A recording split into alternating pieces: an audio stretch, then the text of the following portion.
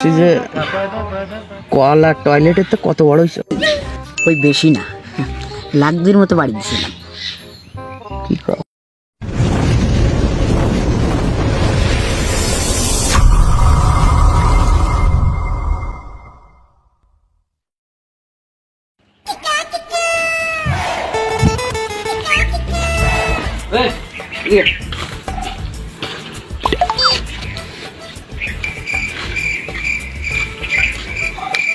কেসে কোন জায়গায় যাবেন? আর কোষ নে, আর কত বছর পরে মেম্বারে সালিশ করতে করতে জীবন চলে গেল। শালা চুরি ওর বিওয়ার একটু সাবধানে কর, প্রত্যেকবার ধরা খাই। যাই হোক, প্রতিবার যেহেতু কাটায় নিয়ে আইছি, এবারও কাটায় নিয়ে আসবানি। কাটাই তো আনেন, মাংনা তো আর আনেন না। এই জন্যই তো আপনার সংসারটা চলে। বেচারাটা বছর বেড়ে যা বাড়োয়, তো 3/2 ভাগ আপনি একা যা বাড়োয় নিয়ে আসেন। খালি আমার না, আমি বাড়োই বলে তোমার সংসারটাও চলে। অত কথা বাদ দিয়ে সালিশি সময় যাচ্ছে, চলো। আর সালিশির মধ্যে যেন তোর মুখ দিয়ে একটা কথাও না বাড়ে। চশমার ফোনটা নিয়ে আয়।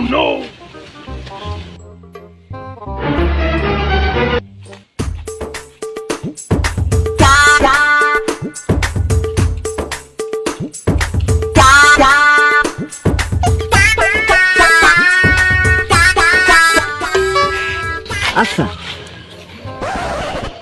আমি কি এমন চুরিয়ারি রে? টিউবওয়েল আসলে সেইগুলো একটু চুরিয়ারি, আর যদি মাঝে সাথে একটু বাথরুম আসে সেইগুলো বাড়ি দিই। তাই ছাড়া তো আমি আর তেমন কিছু চুরিয়ারি না। তো এতদিন ধরে চুরি হচ্ছি, তা আমার চুরির কি কোনো কোয়ালিটি চেঞ্জ হয়নি? তাহলে চুরি তো জীবনে কম করলাম না, তা কইরে তো এখন তো কোনো জায়গাতে সরে আসতে পারলাম না। সবচেয়ে বড় কথা, তোরে আমি রাইছি কোন জন্য? হ্যাঁ, তুই জানিস আমি সকালে কি খাই, দুপুরে তা ভুলে যাই। আর চুরি তো কোনো সিম্পল জিনিস। চুরি তো করেন, কিন্তু চুরি করার পরে যে কি আরবেন এটা তো কোনোদিন ভাবেন না। আমার তো কোন ধরা খার পরে, কিন্তু সেই সময় কোয়ালিটির কথা কই তো আমার আর লাভ হবে না। আসলে টাহা দেখলি তো আমার আর এসব কথা মনে থাকে না। টাহা যে আসলে জনগণের না আমার, এটাই তো আমি ভুলে যাই। যাই হোক, টাহা তো আমি চুরি আর ঋণের ফাঁকল, ও তো আমার নিজের মনে আর নি। অত কথা বাদ দে, ওখানে আমার চেয়ারম্যান রয়েছে না, সে আমার এবার বাসায় নেবে না। আগে কয়বার যেহেতু বাসাইছে, তো এবারও আমার বাসায় নিয়ে আসবে না। অবশ্য 3/2 তারে দিয়ে দিতে আই, তা তারপরে তোমার মান সম্মানটা তো থাকে, এই দিকটা একটু রক্ষা। নেন, অত কথা বাদ দিয়ে সালিশির সময় হয়ে গেছে, চলেন। ও হয়, চল তাড়াতাড়ি চল, তাড়াতাড়ি চল, চেয়ারম্যান সাহেব মানে চলে যাই তাড়াতাড়ি।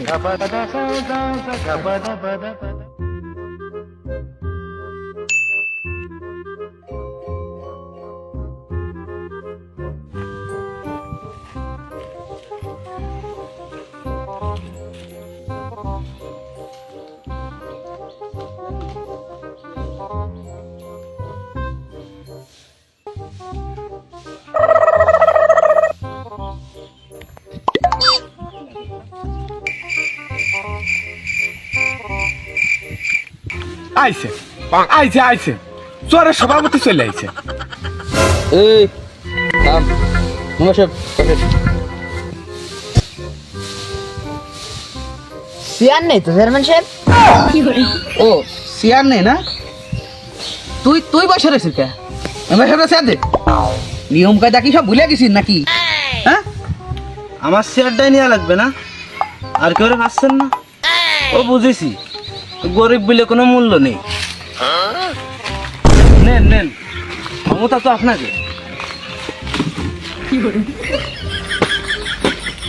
তুই একটু বেশি কথা কইস। যাই হোক, আমরা মূর্খ লোকের কথায় কান না দিই, আসল কথায় আসি। চাচা, সমস্যা কি?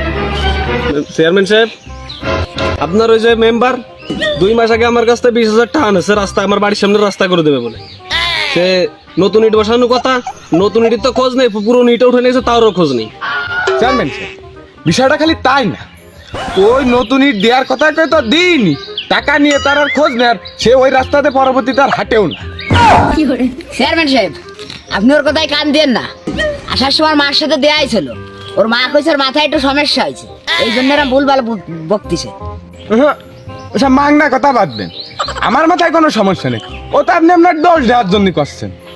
এ থাম থাম, তোরা থাম।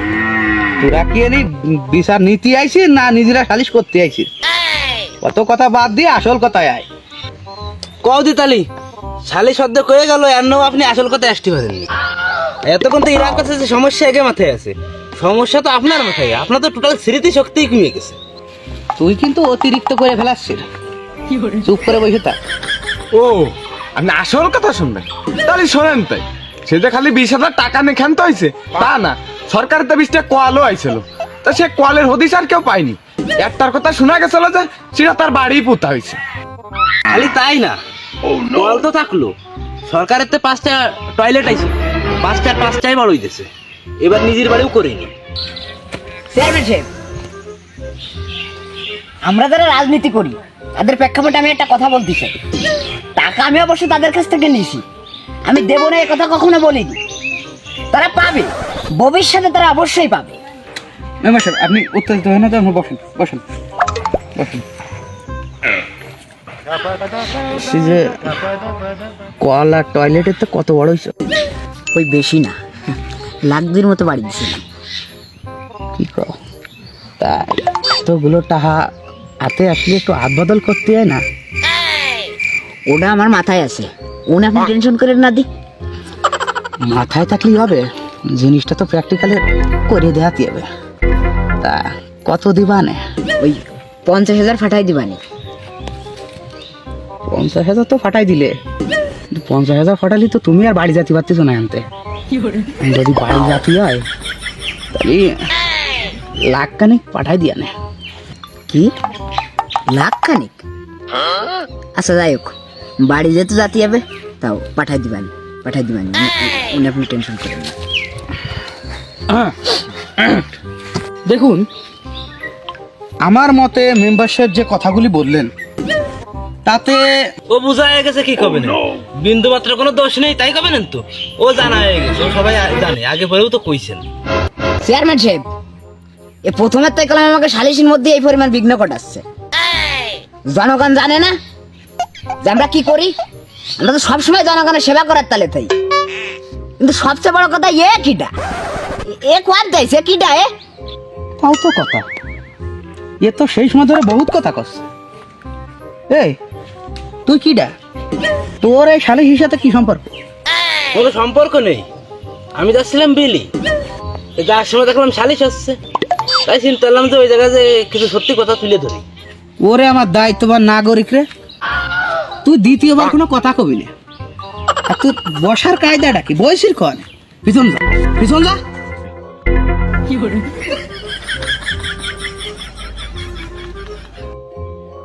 আচ্ছা যাই হোক, আমরা মূর্খের কথায় কান না দিই। আমি যেটা বলছিলাম সেই কথায় আসি। আমার মতে মেম্বার সাহেব যে কথাগুলো বলেছেন তাতে বিন্দুমাত্র কোনো ভুল নেই, আর যে ভুলগুলো আছে সেটা আপনাদের সামনে তুলে ধরতে চাচ্ছি না। তো আসল কথা হচ্ছে, প্রজেক্ট শুরু হয়ে গেছে, কাজটা হাতে পেলেই সে আপনাদের সব কাজ করে দিবে। চেয়ারম্যান সাহেব, আমার বুঝাই গেছে, আমার ভালো বুঝাই গেছে যে আমি বাইসে থাকতে ও রাস্তাতে আমার আর আটা হবে না। সে তুমি না যাও, তোমার ছেলে পেলে যাবে, ও নিয়ে টেনশন করে না। যাই হোক, কেউ না কেউ তো যাবেই। যাই হোক, তাহলে সালিশ তো হয়েই গেল, আর তো কারোর কোনো চা পাওয়া নেই। তাহলে আজকে সবাই উঠি। হ্যাঁ চেয়ারম্যান সাহেব, আমি করছিলাম কি, ওয়ালাইকুম আসসালাম, ওয়ালাইকুম আসসালাম। তাহলে যাও, হ্যাঁ তোমরা যাও।